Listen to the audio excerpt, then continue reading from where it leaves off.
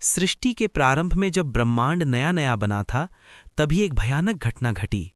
हिरण्याक्ष नाम का एक बलशाली दैत्य अपनी तपस्या से वरदान पाकर अत्यंत शक्तिशाली हो गया था। उसने सभी दिशाओं पर विजय प्राप्त कर ली और पृथ्वी माता भूमि देवी को अपने पापों से दूषित हाथों से समुद्र के गहरे जल में डुबो दिया। धरती अदृश्य हो गई थी, सृष्टि जैसे रुक गई थी।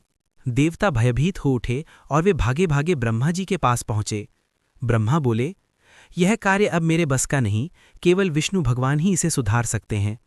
उसी समय ब्रह्मा के नाक से एक छोटी सी मिट्टी जैसी बूंद निकली, जो धीरे धीरे बढ़ने लगी। देवता विस्मित होकर देखने लगे। वह बूंद एक छोटे सूअर के रूप में परिवर्तित हो गई। पहले वह एक साधारण जंतु जैसा लगा, परंतु देखते देखते उसका आकार पहाड़ों से भी विशाल हो गया।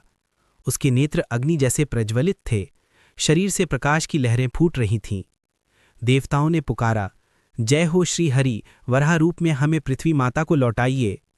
विष्णु मुस्कुराए, शंख फूंका और बोले, मैं जाऊंगा उस पाताल में जहां हिरण्याक्ष ने धरती को छिपा रखा है।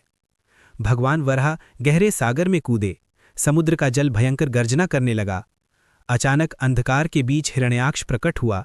कौन है जो मेरे राज्य में घुस आया? वराह बोले, मैं वही हूं जो तुम्हारे अहंकार का अंत करेगा। दोनों में भीषण युद्ध छिड़ गया। समुद्र के जल में बिजली की तरह उनका टकराव हुआ। देवता आकाश में जयकारे लगाने लगे, जय श्री वराह भगवान। दैत्य अपने अस्त्रों से प्रहार करता रहा, परंतु वराह का एक गर्जन ही उसके अस्त्रों को भस्म कर गया। अंततः विष्णु ने सुदर्शन चक्र से उसे पराजित कर दिया। युद्ध के बाद वराह भगवान ने अपने विशाल दांतों पर पृथ्वी माता को उठाया और धीरे धीरे समुद्र से बाहर लाए।